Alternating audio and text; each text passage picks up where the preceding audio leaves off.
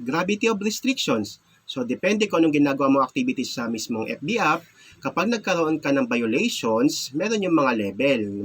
Like yung strikes, di ba? May strike 1, 2, 3, hanggang 5 ata or 7. Yan. So, kapag nagkaroon ka ng violation sa mismong FB app, nilimitahan din ni Meta yung paggamit mo ng Messenger. Kasi isa yan sa mga features ng ating FB app, diba? Yung Messenger. So, magkakabit yan lagi eh. So, kapag nagkaroon ka ng violation sa mismong FB app, posible din madamay yung Messenger mo. Number 2 is yung multiple device. Ang dami mong ginagamit na device para sa Messenger mo. Ayan. So, kapag marami kang device na ginagamit, so, posible rin na magkaroon ka ng ang tawag yan, unrecognized or unusual activity pala.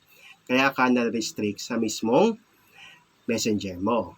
And number 3 siguro, kung wala ka naman nakikita na restrictions na community guidelines sa mismong Messenger mo, baka naman i-restrict ka ng mismong pinagsisendan mo ng message o yung recipient ng message mo.